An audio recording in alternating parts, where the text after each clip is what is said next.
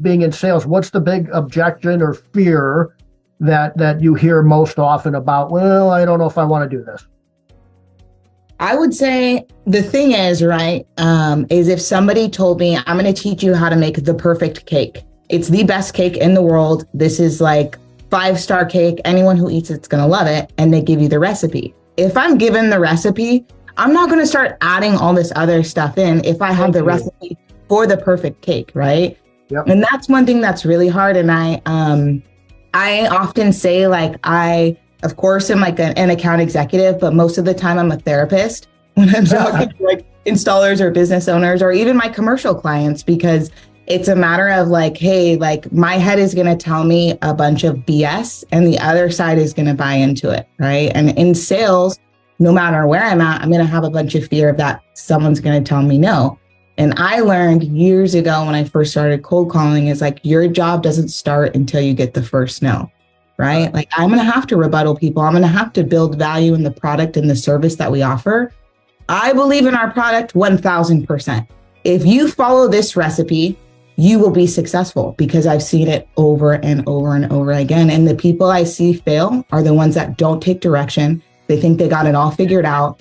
They want to cut corners. They want to be cheap. And unfortunately, like if you care about your business, you care about your employees, and you care about the service that you offer, you're going to have to invest in that. And that's going to take time and money. And it's like, but you know what I mean? At the end of the day, it's all worth it, you know? And it's just the same with us when we do sales camps and we work with coaches. Like for us, it's an investment so that I can be better to the people around me, whether it's my family, my clients, whoever it is. Yep, I love that. I still call it like the Big Mac theory. Except I use the Big Mac, not a cake. But it's exactly the same principle.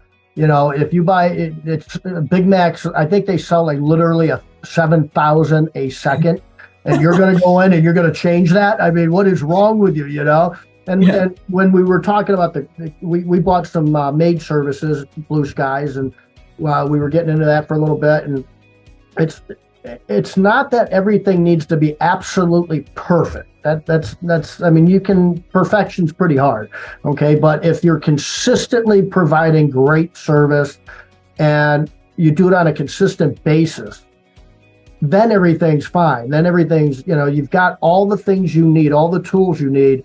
And I think with that type of confidence, it's hard to not jump in and at least get to the convention. And I think you'll be blown away when you get to the convention.